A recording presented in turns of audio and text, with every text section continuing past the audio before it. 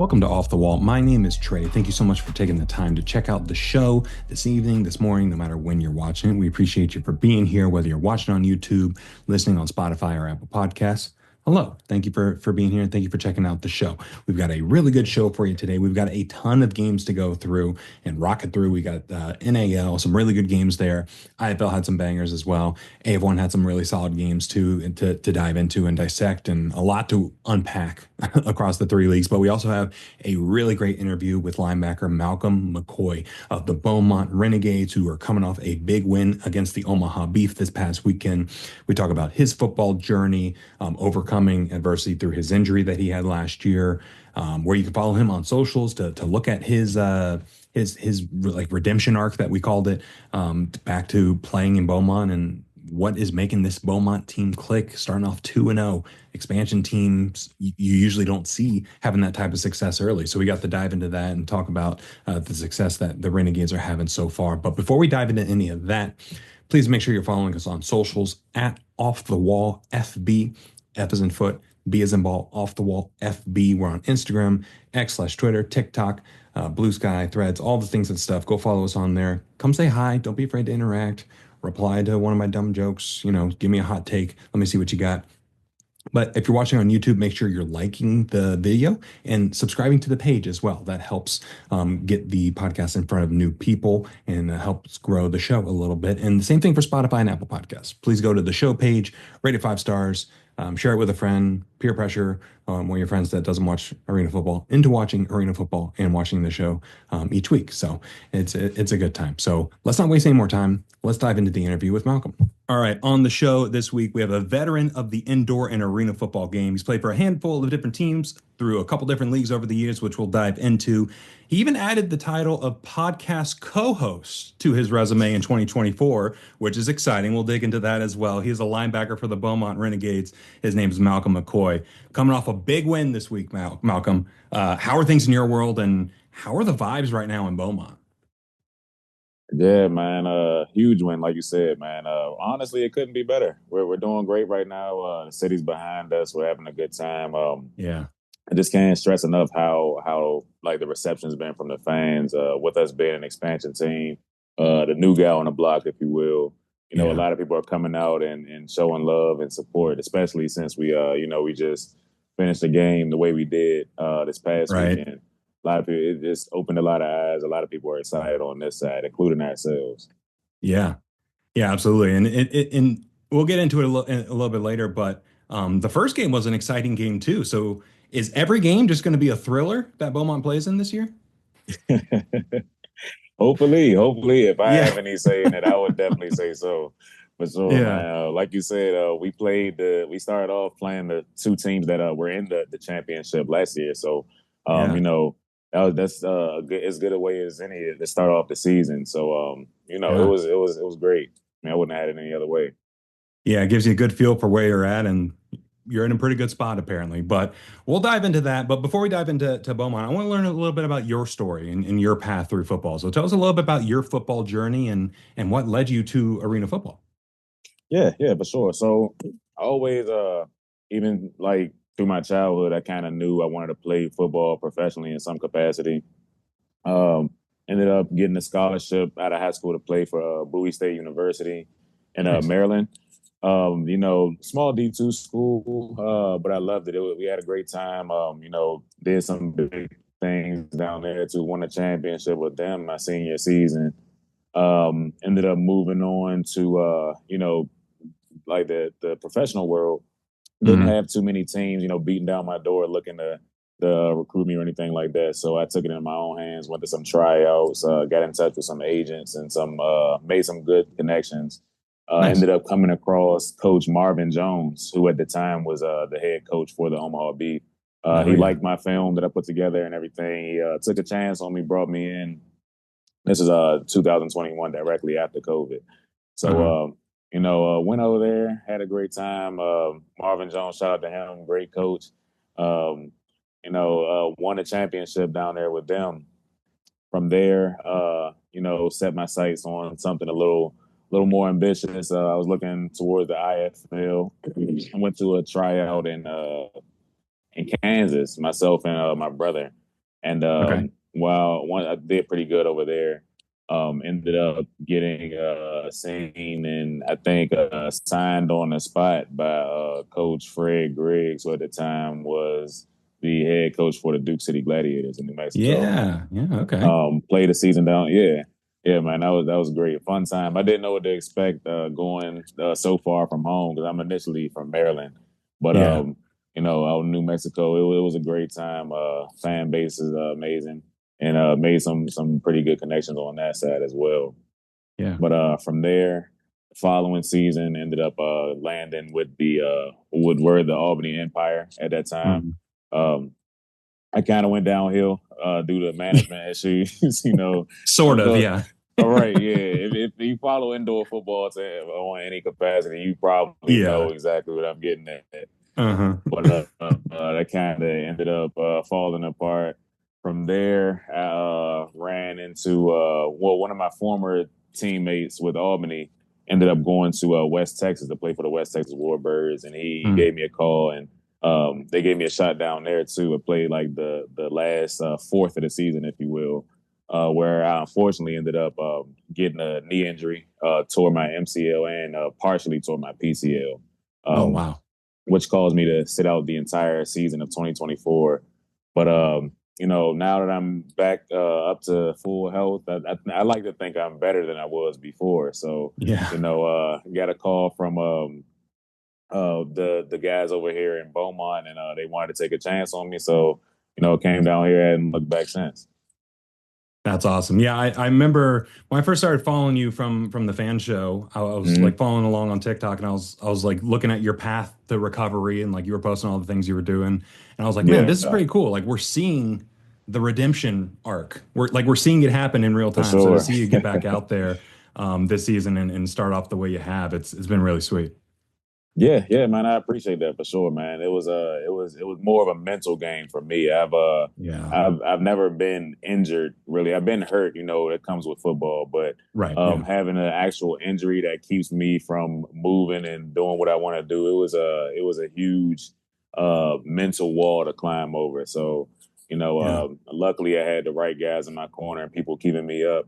And like you mentioned, the fan show, man. Shout out Richard Seaman, that's my guy. I met Yeah. him in Omaha when he was the team's journalism guy down there, and we stayed in contact with one another, and he just he I would say he was probably over 50% of the support base that kind of kept me up during that time because he noticed that I wasn't doing super good as far as like my mental and just to keep Yeah. me ingratiated with football and not feeling like I'm an outsider now. He found a perfect way to not only Right. include me in the football world on the other end, but also to kick off the fan show, which everyone on that side loves too. So Yeah. or bring it back, should I say, not kick it off, but just Right. Yeah. Yeah. yeah, bring it back. Yeah, so that was a great time, a great opportunity for me to see the other side of football. Right. Other than being on the field. Yeah. Yeah, for sure. So what was your first exposure to arena football? Did you know about it growing up, or was it something where like after college you're trying to get back into it, you're like, oh, what is this? Yeah, yeah. I can't really say I was super familiar with arena football initially. Mhm. The most I've heard about it up until actually hearing from Coach Jones was I remember on PlayStation 2 they had an arena football game, and Yep. Yeah. I think I played a couple times, and I was like, this is very different from Madden. I don't think I like this too much. Yeah. But yeah, when I got the call from Coach and I watched some film, he sent me some games to take a look at and kind of familiarize myself with it. And I loved it. I loved it from that point forward. I Yeah. saw it, and like I said, it's a little different, but at the core of it is still the same game. It's football. Right. You Yeah. tackle the ball carrier, the defensive guy. So Yeah. from 2021, that was like I said, my sort of rough introduction, but now I'm in love with it, man. I couldn't I Yeah. couldn't love it more.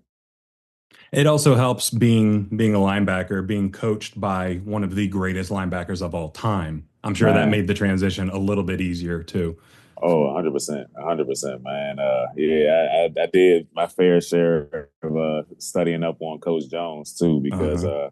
like you said, you can't really pick a better coach to learn from, man. He has that Yeah. hard nosed football mentality, and he definitely made sure he passed that along to myself. Yeah. Yeah. So how do you describe arena football to people? I met someone and was talking about the podcast, talking about arena football, and I just got so excited. I'm like, it's football. It's inside. It's like hockey. Like I get a little too excited, and I'm like, I'm not doing a good job of explaining this. How do you explain it to people? Well, I mean, for a lot of the times, like especially when I first got started, a lot of my friends knew I played football, and they were used to seeing the outdoor game. So finding a pretty solid way to explain the indoor game, like you said, is kind of difficult. Most of the time, I just tell them like it's football, but everything is cut in half. The field is only 50 Right. yards. The game in a sense is a lot faster because everything is like I said, just cut in half. So Yeah. that's normally what I say is football. It's cut in half. It's inside. Just in order to get the full experience, you just have to watch a game, man. It's Yeah. something that's almost indescribable. You just get the Yeah. full feel when you actually experience it for yourself. Yeah, especially going to a game too. It really puts it in perspective, especially if you have a chance to be right by the boards. You Yeah. you get like 5 feet away from one of those collisions. It's like, oh no. For That's sure. yeah. So, Man. so, like you said, you signed on with Omaha. Obviously, they're one of the premier franchises in indoor football. As much as I like to troll them online, you got to give credit where credit is due at times. What was it like getting your feet wet with them as an organization? Because that's another situation where you could do worse than starting your career off in Omaha in terms of like how long they've been around and the presence they have in the Yeah. game. Oh yeah, certainly, certainly. Coming into Omaha, I've heard, like I said, I did my research on pretty much everything: the city, Right. the organization, the coaching staff, everything. So I learned at that point that Omaha was one of the longest standing indoor franchises to that point. And Yeah. that was something that kind of stuck with me in terms of just kind of upholding that tradition of great football. So that was something that kind of I came in with a chip on my shoulder, just kind of trying to live up to what the fans are used to seeing. And they Right. didn't make it. They didn't make it hard for me at all. Like that was one of the few seasons, or I'm sorry, that's one of the few teams that I've been on that is just they welcomed me with open arms. It was really cool. Yeah. The fans, between the fans, the families that were affiliated with Omaha and everything, you would think that I was from Omaha the way they brought me in, and Right. I was in a really good situation where I didn't have to. It's always a competition in camp. Hmm. But like the linebacker who I was going against, he played some linebacker himself, but he wasn't as adept at the position as I was. So I just kind of took it and ran with it. Coach Jones invested heavily into me, and it just made my transition from college into the pro world very comfortable. I mean, it was Yeah. it was I got to see everything for what it was and just kind of take it in and enjoy it. Right. Yeah, that's awesome. So like you said, you ended up playing in Duke City for a year and then going over to the NAL playing with Albany. What was that Right. transition like bouncing between the different leagues and some of the different rule sets that at the time they were a little bit more drastic of a difference than they are now? Like, the indoor versus arena, playing a little bit of Right. Iron Man. Like what was that transition like for you? Yeah, so from the CIF to the IFL wasn't super hard. The linebacker position is very similar as far as Hmm. the stipulations and the rules that you can like drop in and where you got to line up all that stuff. It's Yeah. is very little difference between the two of those. Now going to the NAL, that was a lot different because at the time they had, like you said, the Iron Man rules. Hmm. Um, the structure of the defense is a lot different when it comes to the Mac linebacker position. Whereas Yeah. in the IFL and CIF, you're playing more of a true linebacker where you're backed up off of the ball and you can drop wherever you need to. You can blitz. You can fill gaps on the run. But the Right. NAL, the Mac linebacker is you're right there on the tail of the nose tackle. So you're Yeah. essentially a fourth D lineman, and you're rushing more often than that. It was Yeah. definitely a little bit of a transitional period where I had to get used to it. But I want to say after like game two, I pretty much got the hold of it, and it Nice. definitely didn't hurt having Nick Hague. Shout out to Nick Hague, man. He Yeah. was one of those guys who are going to go down as an arena football legend as well. But Right. he stuck with me a lot, and I've always had luckily guys who were more experienced in the game than I was, who are willing to pass on their knowledge and those tips and tricks to make sure that you're doing your job as effectively as possible. Right. And now I'm sure you're in that position now in Beaumont where you're the one passing on some of that knowledge. So it's going from generation to generation. Oh yeah. You have to reach Yeah. back and give back what you learned. But Yeah. it's kind of cool here too. I mean, it's very cool here too because I'm also playing with one of the linebackers who I watched as a early rookie in the game myself. Kewan Alfred, great guy. Yeah. He a great football player, even greater guy. So he's teaching me some things over here and everything. We're like a tandem. We like to, just kind of think of ourselves as the perfect 1-2 punch for any Right. defense. Yeah. Well, in For sure. in Albany, you played a little fullback. What was it like being able to flex some of the ball skills a little bit and be like, all right, I can play both ways. Let's go. Yeah, man. That was different. I hadn't run the ball since up until that point since Little League, I think. And Oh man. yeah, it was, but it's like a natural transition. I would say linebackers. Right. I think linebacker is like the perfect counterpart for running back and or fullback, and where like the same way defensive back is like the perfect counterpart for wide receiver and so on and so forth. But it wasn't super difficult. It wasn't as difficult as I thought it would be, honestly. Right. Yeah. The biggest thing was just the ball security, and once I got that down, it was just finding the open gap and getting as many yards as you can. So yeah, it was fun. I would say that much for sure. Would you say coming from the linebacker experience helped you move along your progress at fullback a little bit more, or is it more so your exposure to the fullback position kind of raised your game even further at linebacker? Or maybe it's a little bit of both. I would say so. It's definitely a little bit of both for sure. Because Yeah. just playing on the opposite side kind of gives you a perspective of what the offense or defense is trying to do to you. So, Yeah. as a fullback, knowing how, like if I was to make a certain cut or head like just like say if I got a toss or something and I'm headed outside, knowing how the Right. linebackers are supposed to be flowing just kind of gives me a leg up on how to possibly get a couple more yards or fake this guy out so I can go this way or something like that. And like you said, with fullback from fullback to linebacker as well, just kind of knowing where those gaps are before they even fully form, so I can get to the ball carrier that much faster. It's just it's like a hand in hand type of deal. So I'm definitely Yeah. glad that I got that experience to play fullback as well. It's really cool.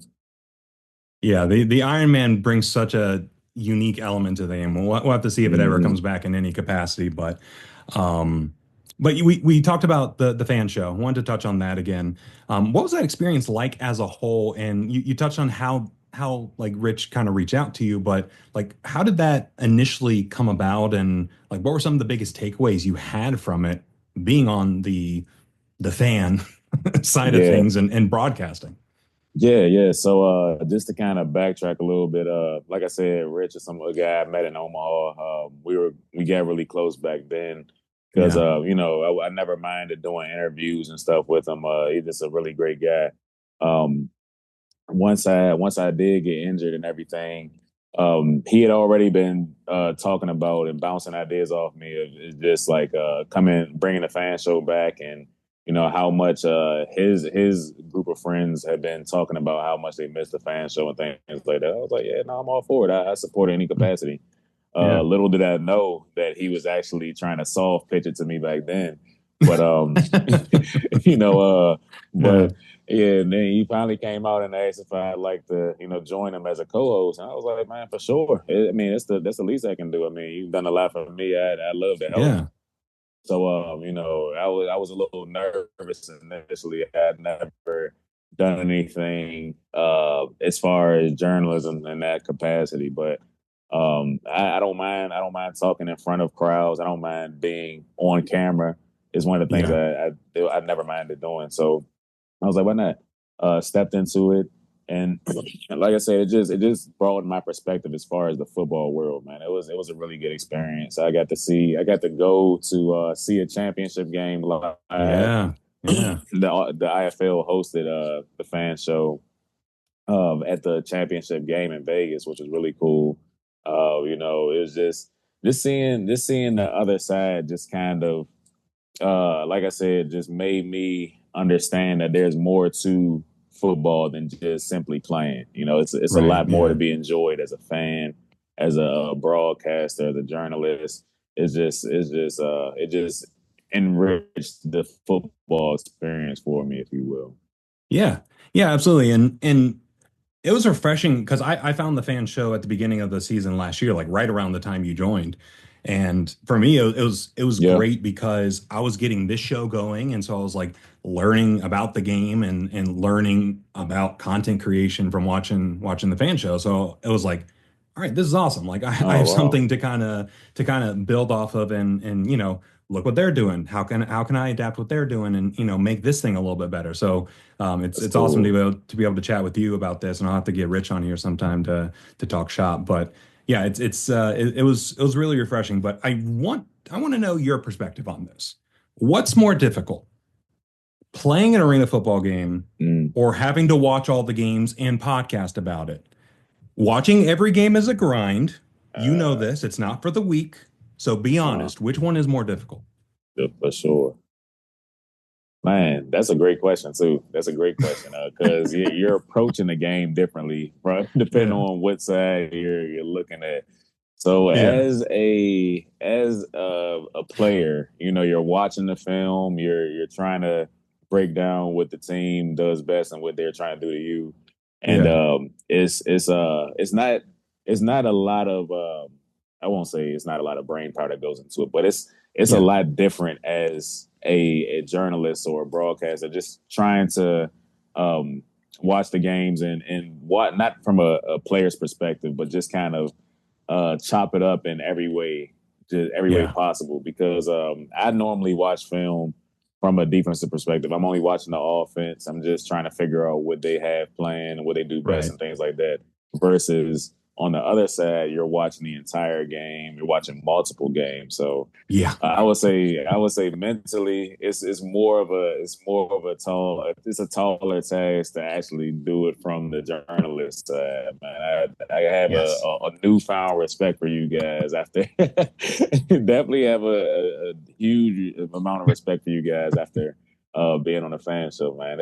It's an opportunity. I mean, it's an experience I wouldn't trade for the world, but For yeah, sure. no, I definitely had stayed up some nights and no, I have books and books and notes and stuff. It's Yeah. crazy. Yeah, it's people underestimate having four games up at once, bouncing between screens. Like it's not Man, for the faint of heart. not at all. Not at all, man. Not at all. So, I teased the big win at the top of the interview, but obviously coming off a big win at home against Omaha, ending their Mm. years-long winning streak. Defense stood strong on that last drive and kept Omaha out of the end Oh zone. yeah. Tell me about that game and what worked so well for Beaumont to be able to come away with the win there. Man, it's a I think the biggest thing that we did that worked in our favor was just playing to our strengths. We knew that they would try to run the ball heavy on us. Omaha is a very physical team, a very Hmm. old school football type of team. And by that I mean they're not really trying. It's not too much pretense, or they're not too much bells and whistles or anything. They're just trying to Right. prove that they're tougher than you. Just run the ball down your throat and just see if you can stop it. Um, Yeah. our defensive coordinator, Ty Peace, he's really good at breaking down film and just seeing just paying attention to alignment and spacing and things like that.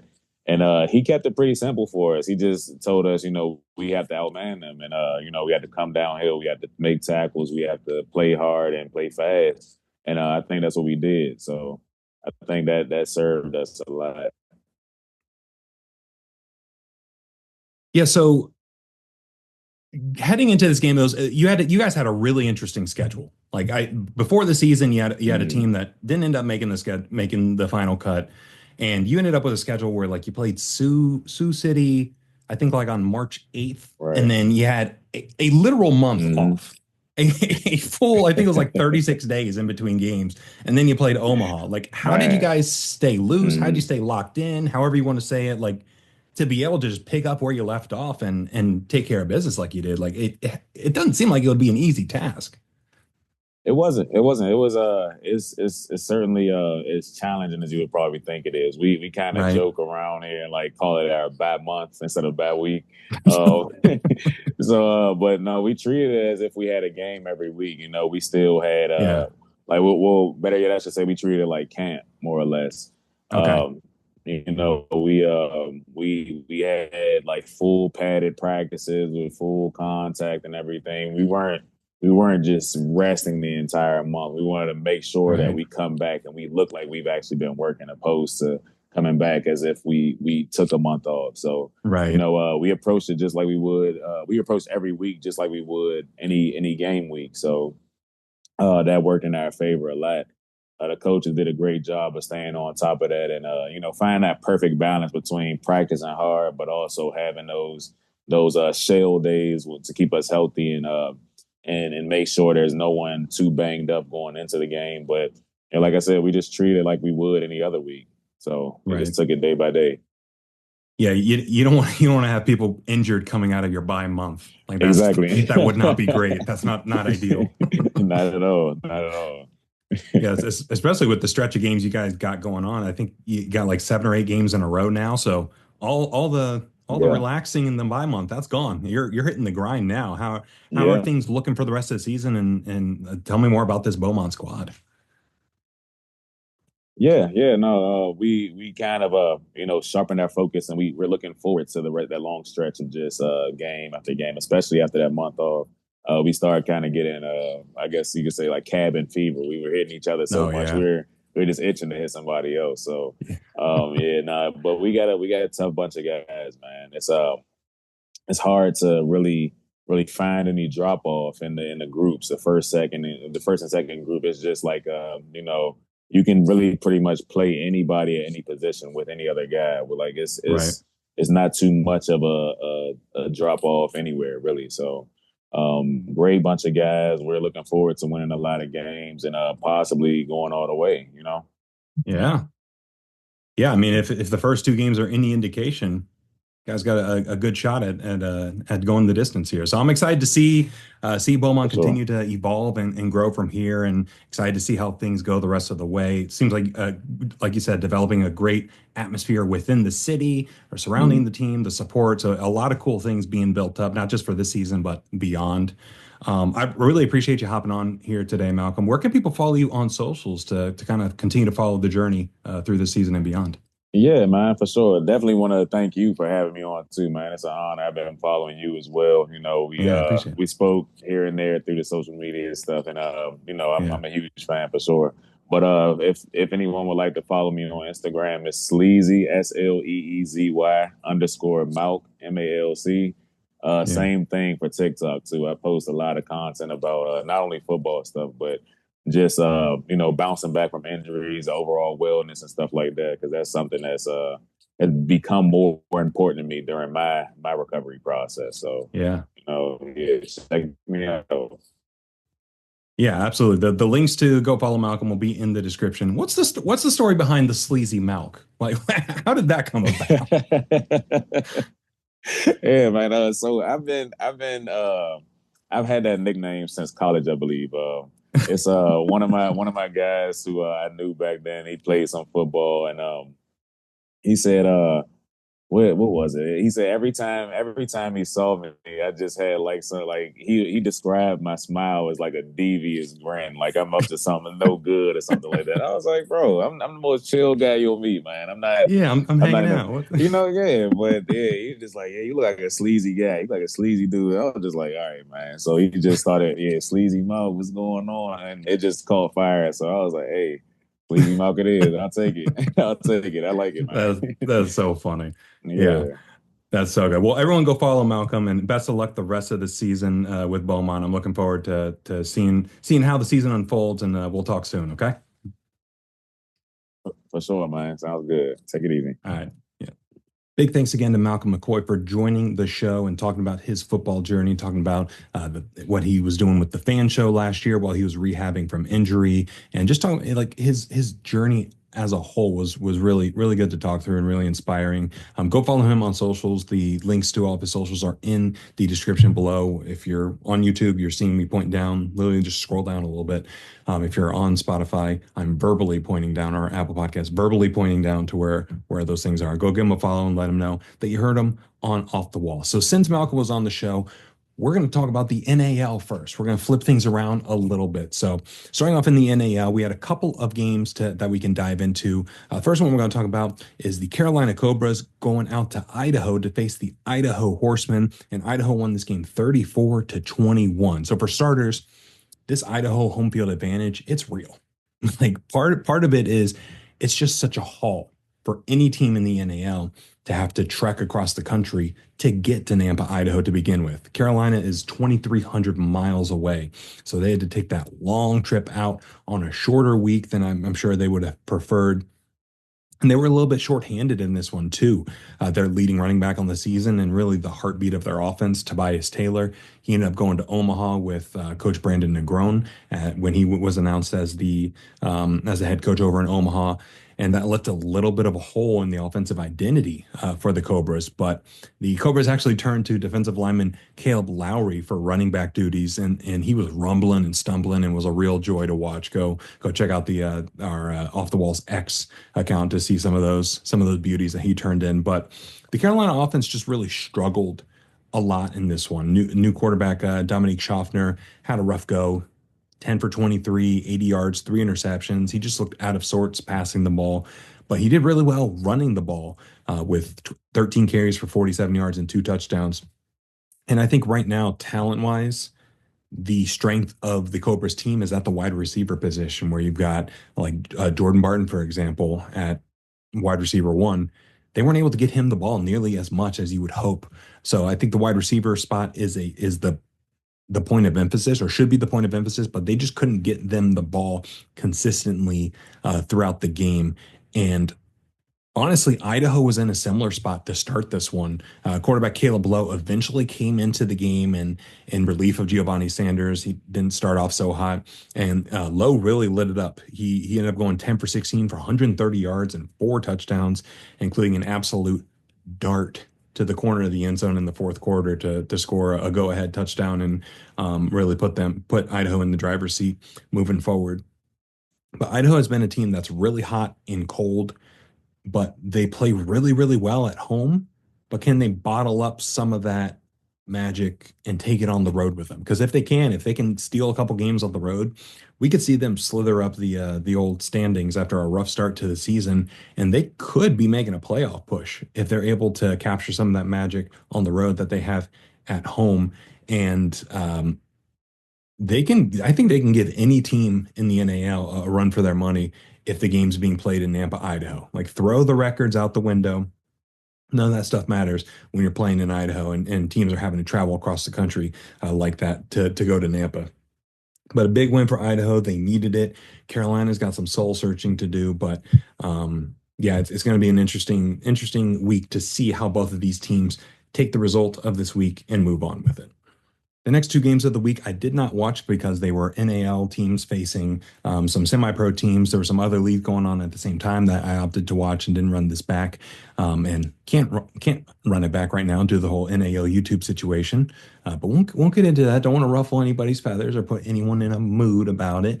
But the Shreveport Rougarou, they faced off against the Louisville Savage. Shreveport won this game 55-12. And then the Colorado Spartans took on the Las Vegas Kings. Colorado won this game 69 nice to 18. So big wins against some semi-pro opponents.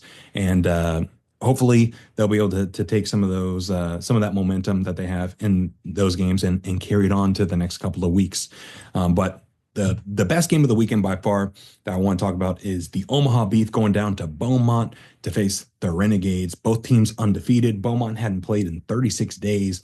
Omaha coming in with a new head coach in charge, a bunch of new weapons on offense, and they had a 2.5, 3 year win streak that they were riding, a regular season win streak, I should say. And this was a really awesome game overall. It was back and forth, and it felt like a preview of something we could potentially see in the playoffs down the line. But this was the first game of the Brendan Negron era in Omaha, and it didn't quite start off the way that they probably would have wanted because Omaha lost this game 31-36. So Beaumont's victorious, defeating Omaha, knocking them off, ending their 3 year regular season win streak. It was a really, really good game from what we could watch. They had some streaming difficulties down in Beaumont that they had to get figured out around halftime and after. But that end of the second half was very fun to watch and was a treat. The Beef ended up bringing back Lorenzo Brown Jr. at quarterback, and they brought in Tobias Taylor from Carolina, like we mentioned, and then Devonair Conliffe from Quad City. So he left Quad City, came to Omaha, and they totally retooled this offense, but they met their match with this Omaha defense. Lorenzo Brown did have 168 yards, 2 touchdowns through the air, but he had less than 50% completion rate on his passes, and they were able to run the ball okay, but not well enough to overcome some of that low completion percentage, and they just weren't able to punch it into the end zone as much as they needed to because obviously they lost by 5 and had a chance to punch it in on the final drive of the game, but the Beaumont defense just stood strong and didn't allow Omaha to score on that final possession. And it was a really thrilling game down to the final moments. And for Beaumont, this is an incredible 2 game stretch for any team, let alone an expansion team that was playing their first 2 games ever, especially given their circumstances where week 1 they faced Sioux City, then had a 36-day break and then faced Omaha. Both were in the national or in the NAL championship game last year, and they're 2-0. Beaumont emerged from that slate 2-0, and they're taking on Columbus next week. So an incredible slate of games for Beaumont to start their not just season, but team history. And that right now they're sitting at 2-0 and looking to build on that. So big congratulations to Beaumont for a really strong start, but season's literally just getting started for them, even though it's week 6 or 7 at this point. But they've only played 2 games, and they have quite a stretch ahead of them where they'll be playing every week for the next 7-8 weeks and beyond if they're able to make the playoffs. But quarterback Walter Robinson had a really strong game in this one, going 11 for 14, 129 yards and 3 touchdowns. He was efficient passing the ball. And the team averaged nearly 6 yards a carry on the ground. So offensively, they were pretty efficient. Couldn't punch it in when they needed to. Had a couple instances that were looking a little dicey where Omaha was able to capitalize. But the Renegades, their defense stepped up in a big way. Malcolm McCoy, JD Griggs, all those guys stepped up, especially on that final drive where they knew Omaha was going to try to punch it in, and they stood strong and just didn't let that happen. So Beaumont is now sitting at 2-0. Omaha's got their first regular season loss in a couple of years, so it's going to be interesting to see how does the rest of the Brandon Negron era go from here. And how does Beaumont continue to build on this success, especially as they take it on the road for their first game outside of Beaumont, Texas? So we got some interesting storylines developing in the NAL. All right, we're going to move on to the AF1 now. AF1 Week 5 took place this past weekend. Had a handful of games that we'll go through. First one's going to be the Southwest Kansas Storm at the Salina Liberty. And Southwest Kansas won this game 22-20. And it seemed like neither team wanted to win this one. And both teams were giving the other team every opportunity to take the win and steal it. It seemed like it just seemed like nobody wanted to win. They were like, no, you win. No, please, you win. No. Please, you win. That's what it felt like in that fourth quarter was like, oh my God, will somebody please end this game? 42 total points is such a low scoring game for arena football. And it was just painful to watch at times. But Storm wide receiver Demarius Washington had a big game in this one. He came down with multiple clutch grabs, including a couple of touchdowns in his own personal revenge game. He played for Liberty not too long ago last year. But outside of Washington, there really wasn't a lot going on for the Storm offense. The Storm defense did their job again in this one and were able to stop Salina nearly the entire game. Salina was able to mount a little bit of a comeback towards the end and had a chance to kick a late field goal, but some shenanigans ensued naturally. But they gave the Storm as a whole gave the Liberty every opportunity to come back in this one, and the offense once again could not put this game away on their terms. They left it to Salina to fumble it away in their own right. So it was frustrating from a Southwest Kansas perspective, where it's like you guys had another game, you could have closed this out on your terms, but you weren't able to. You didn't do it. So they have to get better at closing out games, but it's a pattern at this point where this is like the third or fourth game where in games past they fumbled the lead away late, literally on the last play of the game in some situations. So they were very lucky to walk away with a win in this one, considering that Salina was knocking on the door. And if it wasn't for a botched snap on that last second field goal attempt, we could be looking at a very different result. But for Salina, it's time. It's time. You just got to blow this thing up on offense and start over. They signed Rakeem Cato at quarterback this week since the game. Hopefully, he'll be able to come in, bring a veteran presence, and maybe even get under center for Salina and be a little bit more traditional arena football, because what they've been doing with their shotgun-centric offense just isn't working. It's not. They're sitting at 0-4, and they just have way too much talent to be 0-4 right now. And you get the sense that with the talent they have at wide receiver, with the talent they have at running back and Tracy Brooks, they would benefit a lot from going under center and being, quote, traditional arena football. You got Malik Honeycutt at wide receiver. He had another strong game. They finally got Tracy Brooks involved in the running game at running back, and he was able to punch it in. But it's been clear for multiple games now that what Salina is doing on offense hasn't been working, but they kept doing the same thing over and over and over again. So Liberty are sitting at 0-4. They got a new quarterback coming in. Hopefully they'll be able to revitalize some things and hopefully get spark this offense in the right direction.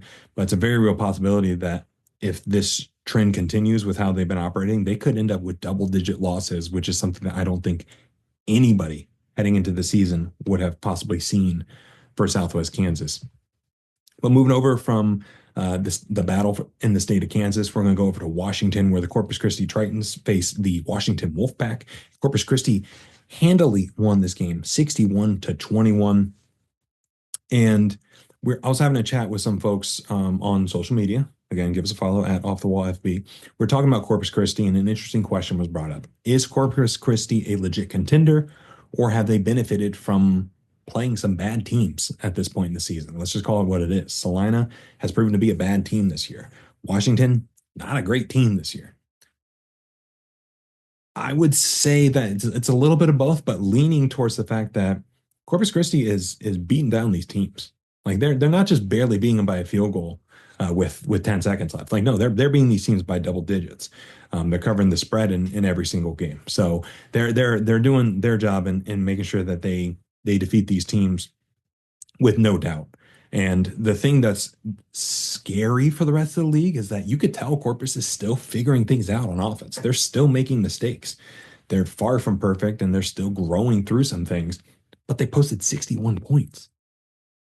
So if they're still going through some growing pains and figuring things out and trying to figure out, all right, how do we run the fade route to the 6'7" guy? How do we get Darius Prince more involved? They're still figuring those things out, and they're posting 50, 60 a game. That could be trouble for the rest of the league, and it makes those matchups a little bit more interesting in a couple weeks, where we've got Albany, Corpus Christi, where both teams are currently undefeated as they stand now. So those matchups with storylines that write themselves, with some of the former Albany players that are playing for Corpus, some of the rumored off the field stuff that Corpus has been dealing with. It's some interesting storylines, but Corpus Christi is dominating, and through 3 games, they're outscoring their opponents 152-70 and they're getting production from both sides of the ball. Scoring, I think Corpus Christi might have more pick sixes than Salina has passing touchdowns at this point, which is just crazy to think about. I don't know if that's true. It just feels right. But yeah, Corpus Christi is really doing things the right way, and if they can get things cleaned up and dialed in, they could take it to Albany in a couple of weeks. And I know they've got some motivated individuals on their team that want to make sure that they make that one hell of a game and they walk away victorious. But for Washington, the slump just continues, and you kind of feel like they might be regressing at this point.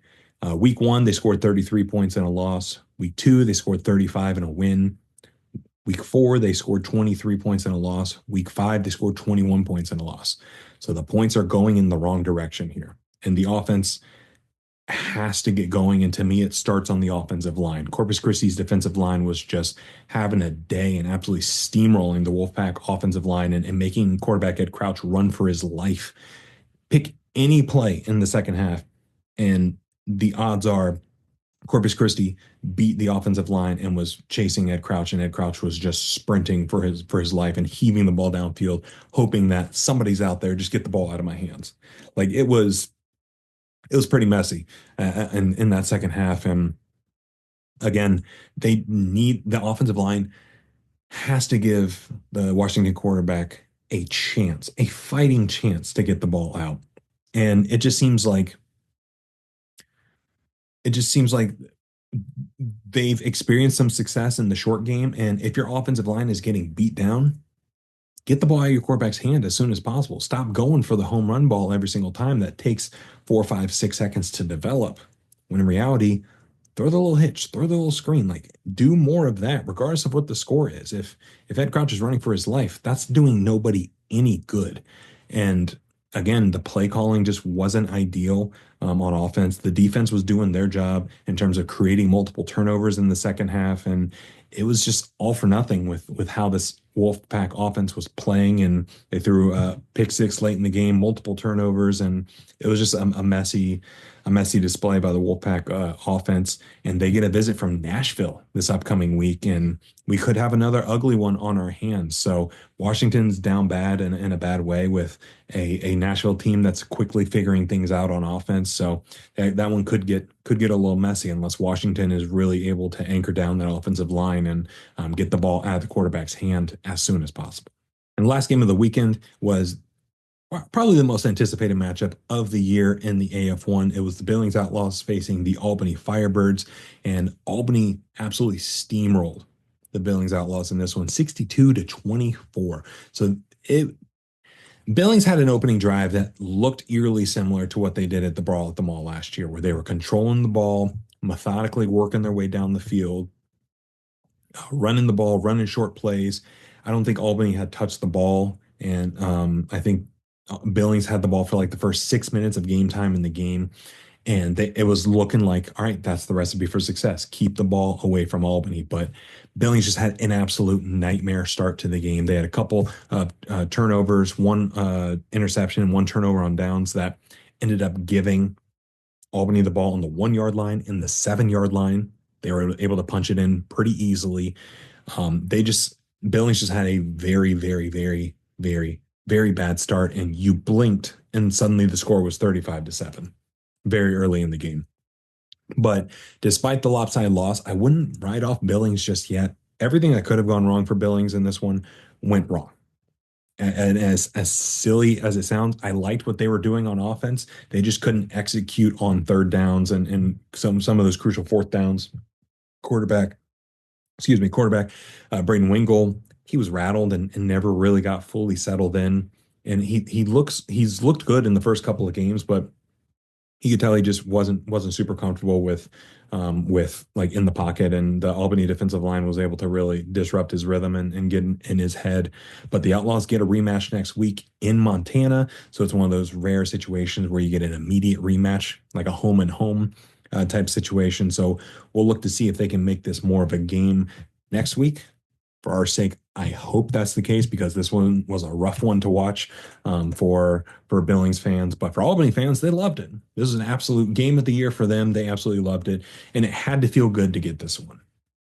Last year, Albany had 2 losses to Billings, And their fan base, their staff, their returning players, they just had revenge on their mind. You could tell that they were out for blood. Like they were not playing around. Sam Castronova had another great game here, 129 passing yards, 6 touchdowns. But truthfully, the Firebirds didn't need him to be an all AF1 quarterback, which he will be at the end of the year at this point. Let's just go ahead and, jot it down. Put this in perspective. At one point in the second quarter, Albany's offense had run 5 offensive plays, meaning Sam Castronova snapped the ball, did something with it 5 times, and they were winning 35-7. So the Billings plan of keep the ball away from Albany, they were kind of executing it, but in the wrong way, where Albany had a 1-play drive to score from the 1 play drive to score from the 7, 3-4 play drive to score, then had a kickoff return, then had a bar ball off the net, recovered on a kickoff. And so it was just, again, no good, bad start for Billings. On the other hand, it was a great, fantastic start for Albany. Darian Townsend, he also had multiple touchdown grabs in this one and was the usual vocal participant in some post-game conversation or post-play conversations, I should say, and earned himself an early exit in the second half. But this was a game where Albany got a lot of frustrations out. You could tell that they wanted this one bad. The fan base wanted this one bad. The coaches wanted this one bad. But can they do it again next week, this time in Albany? Albany has a fantastic coaching staff, but Billings also has a fantastic coaching staff where they're going to be able to make adjustments from this game and motivate their guys to show up. So I fully anticipate this next one being a little bit more competitive. I mean, I should say a lot a bit more competitive because this one wasn't competitive in the slightest bit. But yeah, it's going to be interesting to see how Billings can possibly bounce back and if Albany can keep their foot on the gas and really ramp it up because again, they didn't have to do a ton on offense in this one, so they might be able to dig a little bit deeper in their bag to really lay it on Billings. And jumping over to the IFL, we got a full slate of games. Every team was involved in the weekend, so we'll mow through these. First one we had was the Tulsa Oilers at the Green Bay Blizzard, and Green Bay won this game 74-68 in overtime.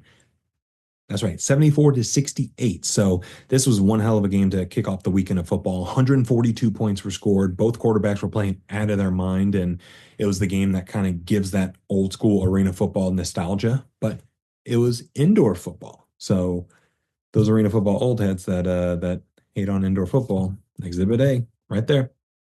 Right there. This was a high scoring game. So we talked about last week how Green Bay just couldn't find a way to close out games, and you were wondering, like, when's it going to happen? It turns out the answer was 1 week. Wait, 7 days, or not even 7 days, 6 days.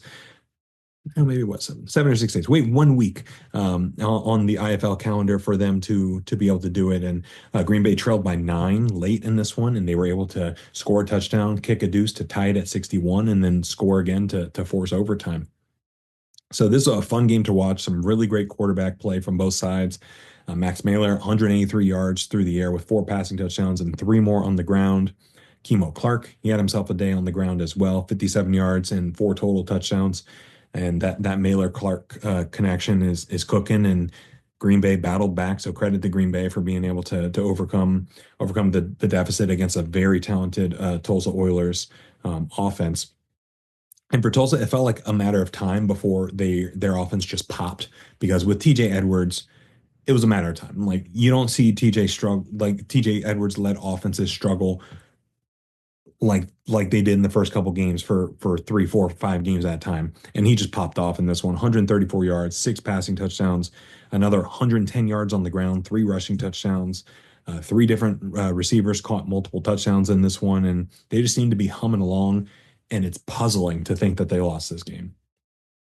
The defense just totally let them down, and it's weird to say that and to see it play out because Tulsa is typically known for their defense with an offense that can keep them in games. But now it seems like the script has flipped in 1 week from strong defense, serviceable offense to incredible offense. And is it a serviceable defense? Question mark. Is it? Because giving up 74 here, it was crazy. That was absolutely crazy. And that was more points than what they gave up in their first 2 games combined. So Yeah, Tulsa's in a weird spot. It's shocking to see them at 1-2 with the roster that they have and the talent that they have on both sides of the ball. But they have another big test in front of them with an early season rematch with the San Antonio Gunslingers. So Tulsa's got a chance to bounce back because you don't want to be sitting at 1-3 and with the way that the conference races are lining up at this point. Next game we're going to talk about is the San Diego Strike Force at the Vegas Nighthawks. San Diego won this game 35-27, and starting with San Diego, they were going through a bit of a rough patch in this one. I don't think it was any secret. I think heading into this game, they had scored 28 points in their last 6 quarters of football, and they were scoreless in the first quarter of this one. So through 7 quarters of football, they scored 28 points. That's just nowhere near good enough to compete in the IFL, let alone with the talent that they have on offense in San Diego. But they were eventually able to get things going. Nate Davis at quarterback was able to connect for 3 touchdowns through the air. He hit Rudy Johnson, Dallas Daniels, and then John Maldonado. John Maldonado signed with the team, all IFL wide receiver from last year in Northern Arizona. They tried to get the ground game running, but just weren't able to really consistently get it going like they were in their first game against Vegas earlier. But the San Diego defense was able to really step up, force some turnovers, and get some interceptions to tilt this game in their favor. And while it looks like, okay, San Diego's starting to trend in the right direction, they're a ways away from their true potential with the talent that they have on this roster and what I know they can be if Nate Davis is dialed in and that defense can continue to create turnovers like this. So San Diego got the win, but not as impressive as a performance as you would think. But even less impressive was the Vegas offense in this one, if we're just being transparent. They seem disjointed, they seem broken. They don't have the ability to finish drives. They don't have the long play explosives like they did last season that made them such a joy to watch. Jerome Johnson, he had a better game on paper than he did the eye test here. He had 201 yards, 2 passing touchdowns, but also 2 backbreaking interceptions. Vegas was able to jump out to a 14-0 lead, but couldn't really put their boots on San Diego's throat to really finish this one and let San Diego get back in the game. So Vegas has the weapons on offense to really be able to turn up a notch and pick up where they left off from last year. But they need to get those big explosive plays lined up and be able to finish drives in the end zone. The Vegas defense has been playing well the past couple of games, but now it's on the offense to be able to step up and play complementary football with them. So Vegas is by no means out of it. They just have a rough patch early on in the season. They had a rough patch in the middle of the season last year that they were able to overcome. So I have faith in Coach Mike Davis to be able to turn it around. But speaking of turning it around, we have another game that we're going to dive into. The Fisher's Freight at the Massachusetts Pirates. Massachusetts won this game 50-47 on a walk-off field goal with no time left. So ever since the season started, the Pirates offense has been mediocre at best, for just being honest.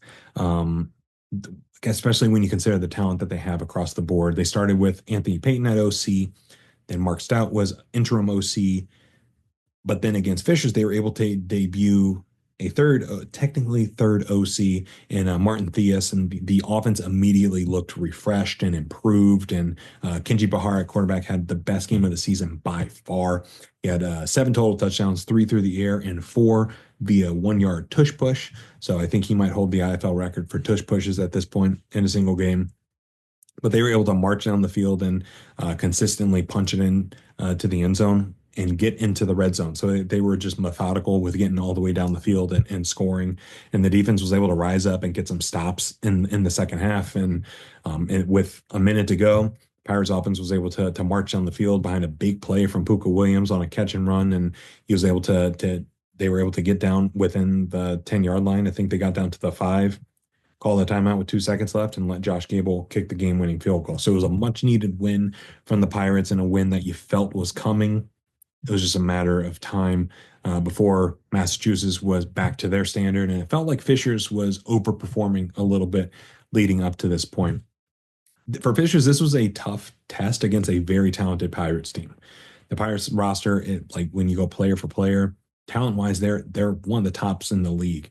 So being able to get some points on the board early and keep up with Massachusetts was crucial to be able to stay in the game. But the offense stumbled in the third quarter, and the Pirates kept going but Fishers had to play some catching up. Quarterback Jaya Wright, he started off hot, but had a rough third quarter, threw a pretty bad pick, and they eventually threw in Keegan Shoemaker to switch things up on offense. And Shoemaker is a better arm talent than Jaya Wright, but Jaya Wright has that dual threat ability that you typically see in the IFL. But Shoemaker was able to fight back and tie this game up with a little more than a minute left at 47 apiece. So it's going to be an interesting situation to monitor at quarterback to see what Coach Dixie Wooten ends up wanting to go with. But they also had some kicking woes in this game as well. The kicker spot has been a weakness for them all throughout this season. They end up releasing Michael Beloga and ended up signing a new kicker. But as painful as the kicking was, the kick return team for Fishers was incredible. They were on fire. Devin Hafford had not one but two kickoff return touchdowns, and Aaron Jackson nearly busted a couple returns for long gains and nearly scored a couple touchdowns himself. So the return game or the return team for Fishers made this a very winnable game, but they just weren't able to execute. And if they had a little bit better kicking and a little bit more consistent quarterback play, they probably steal this game away from Massachusetts. Next game we're going to talk about is the Iowa Barnstormers at the Quad City Steamwheelers, and Quad City won this game 53-35, and it wasn't even that close. Quad City is such a fun team to watch. Their offense, specifically their rushing attack led by Daquan Neal, they just get so many people involved, and they're able to just work their way down the field very methodically. Steamwheelers had 7 different ball carriers in this one and had over 100 yards on the ground and averaging 4.5 yards per carry. And they made the Barnstormers defense cover every inch of that line of scrimmage, and they were just able to do whatever they wanted nearly the entire game. Wide receiver Deion McShane, he had a really good breakout game in this one. 2 touchdowns on the ground, 2 touchdowns receiving, and he looked fast as hell out there. He looked really, really good. So I'm looking forward to seeing how they can continue to use him in the offense. And then defensively, Quad City again was able to put a lot of pressure for a second consecutive week on that Iowa quarterback and force them into some mistakes. And Quad City's off to the best start in franchise history, sitting at 4-0. And they're looking like a primetime contender in the East a quarter of the way through the season. But for Iowa, this was more of the same, live and die by the pass. And there's been a lot more dying than living lately. Joaquin Collazo had a strong start to the season, but it seems like they don't know who their quarterback is between him or Niall McLaughlin. They each had 20 attempts in this one. Collazo had 95 yards, a touchdown, and 2 interceptions. McLaughlin had 102, 2 touchdowns and interception. The turnovers were rough, and some of them were just results of desperation. Like, all right, we're down 24, just bomb it. Somebody's down there. And a couple times they threw, and nobody but a Quad City guy was down there. So the rushing attack, again, very stagnant, and actually managed to find a way to regress in this one, which is crazy to think about. They had negative rushing yards on the day. So from going from having 2, 3, 4 rushing yards in a game to having negative now, this Iowa team is a mess. Then they need a reboot very, very, very badly. Moving on from an Eastern Conference showdown, we had an interconference showdown between the Jacksonville Sharks and the Tucson Sugar Skulls in Tucson, and Jacksonville won this game 28-21. This is one of the more shocking results of the weekend for me because I thought Jacksonville was going to absolutely steamroll Tucson. It seemed like they have a better roster, tons of experience, all up and down the roster at every skill position on offense, and a pretty solid defense to boot. And they were going up against a Tucson team that their quarterback had signed less than 48 hours before kickoff. So the recipe for Jacksonville to come in, smack them around, and get out of there was there. That just didn't happen because this Tucson defense played really, really well. And it seems like a couple times a year, Tucson drags a team into the mud with them and just turns it into a fist fight. And this was one of those games where, on paper, Tucson just seems like they're on a different level than Jacksonville at this point. And they were able to play some really tough defense and take it to them and nearly knock off the Jacksonville Sharks here. But the inexperience and limited time on offense to really mesh came up to bite them badly. 4 interceptions for Tucson on 7 of 24 passing, and it's just difficult to win games like that. But they were in it till the end. Credit to Tucson for sticking with it, especially that defense. Like I said, they stood tall. They kept a talented Sharks roster in check for most of the game, and Tucson's defense going to have to keep them in a lot of games moving forward, especially as they figure out the quarterback position for the Sugar Skulls. They started their second quarterback in 2 games. The play-by-play guys alluded to a potential third starting in the next game. So we're looking at 3 quarterbacks in 3 games. And last year, part of the reason Tucson struggled so much was because they had 8 different starting quarterbacks in 16 games. They're on pace to surpass that. So this could be another very, very long season for the Tucson Sugar Skulls, and they need to find a guy and just stick with them. Just stick with them and grow with them, and whatever happens, happens. I think Edmund Caldwell has the running tools to get the job done, but just needs time to develop it in the passing game. But for Jacksonville, a win is a win. They all count the same. But I'm starting to have a couple of concerns. I know some folks may not like hearing that, but the defense has been playing incredible. They've been playing absolutely lights out, but the offense has not really been able to capitalize on what the defense is giving them throughout the season up to this point. They're just not executing the way that I thought they would, especially given the talent that they have at quarterback, running back, and wide receiver.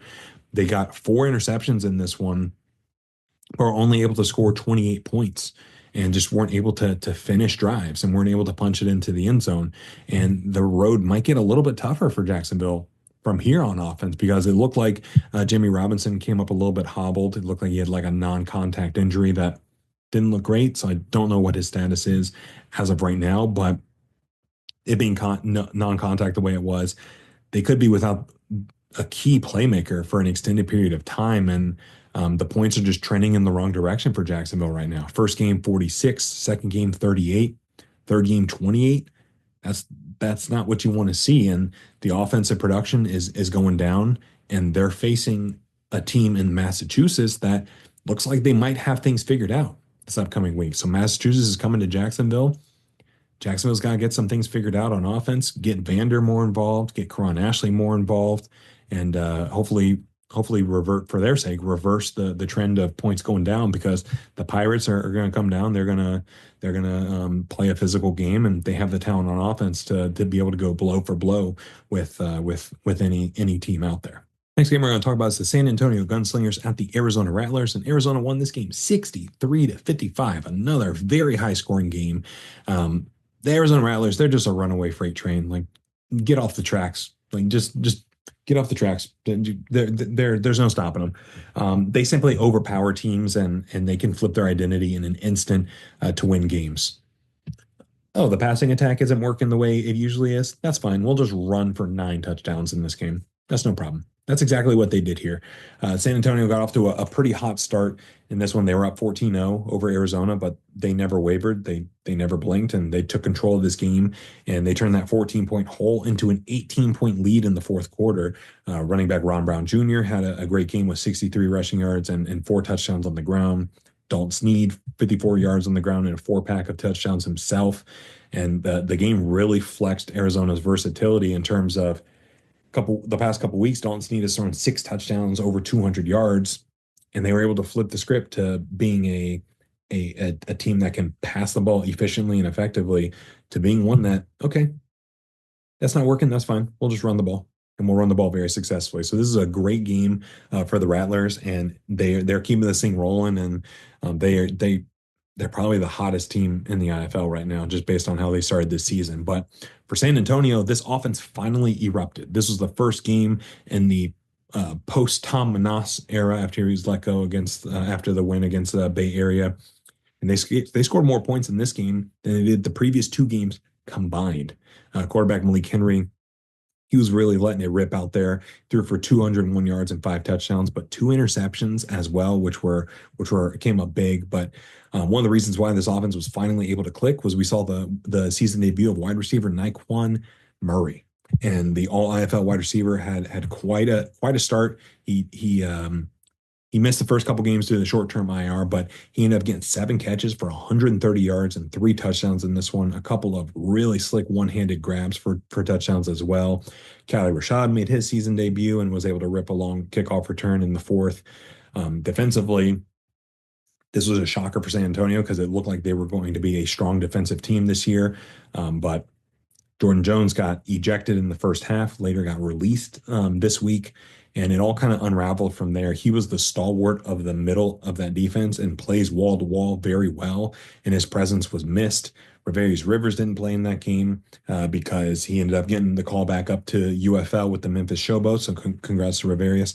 But San Antonio, their identity flipped instantly, much like we were talking about with Tulsa, where they were playing strong defense the first couple of games, and now suddenly the offense has exploded, and we're left with a bunch of question marks on defense. So San Antonio is going to be an interesting one to see because they're starting to look like 2024 San Antonio in the good ways, but also the bad ways as well. So we'll see how they can continue to adjust and find a middle ground because it's great if you're able to score 50 plus a game, but if you're giving up 60 a game, that's not a winning combination. So the final game of the week is going to be we're going to touch on is the Northern Arizona Wranglers versus the Bay Area Panthers. Bay Area's defense, you could tell they were just the more experienced team. They just continue to dominate, especially against a younger team like Northern Arizona. They really held this offense in check, and they created multiple turnovers, including a pick six by Joe Fouché late in the game to really ice it. Gave us underbetters a little bit of a sweat, but it's okay, Joe Fouché. We forgive you. This Bay Area defense just is incredible. They're returning 7 out of 8 starters from last year, which is crazy to think about in the IFL. And that continuity, it just jumps off the screen when you're watching. You could tell that they're comfortable with each other. You rarely see a blown assignment, and they're pretty well in tune with one another. Quarterback Josh Jones also put up some good numbers here, but didn't really have to do a ton to control this game. The defense for Bay Area was really keeping things locked down and making it so Northern Arizona didn't really have to dig deep in the bag to really, or Bay Area, excuse me, didn't really have to dig deep in the bag to hold off the Northern Arizona offense. And yeah, Bay Area just dominated this game totally, and they're starting to look dangerous, and they're starting to showcase their brand of football really, really well. And for Northern Arizona, this was just a tough assignment. Like this is their second game of the year. Young team with a rookie quarterback going into the home arena of one of the best and most experienced defenses in the league. But they showed some promise. I think quarterback CJ Fowler, he looked pretty good running the ball, 15 carries for 66 yards, and started to get some things going passing, but just had a couple of bad throws that cost them oh so dearly. And it seems like Northern Arizona really wants to be able to run the ball, but if they're constantly being put in positions where they're down double digits, down 20 in the fourth quarter, that's not something that really works when you're trying to play catch up in a hurry. I like what they have in Marvin Kinsey and David Elder, and they'll just have to figure out a way to get them more involved in the running game. And I really do feel like this Northern Arizona team can start to put things together. I love their OC, Sia Burley. And I think they'll be able to play spoiler for some teams in the West. I don't see it in the cards, them being able to make a playoff run just based on what we're seeing based on the eye test. But I think they'll be able to give some teams a fright down the line and really, really ruin some other teams' seasons, which if you're not going to be able to make the playoffs and make a run, why not ruin other people's chances? So Naz has their work cut out for them, but Bay Area absolutely dominated this game. And that's the show. Thank you so much for taking the time to check it out. Thanks again to Malcolm for joining and talking about his football journey, talking about his experience on the podcasting side of things. It's not as easy as it looks. Yeah, he said so himself.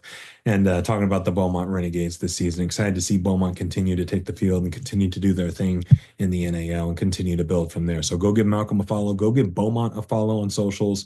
I think they just launched a podcast not too long ago as well. So it's an exciting time in the NAL, exciting time in IFL, exciting time in Arena Football 1, exciting time across the board.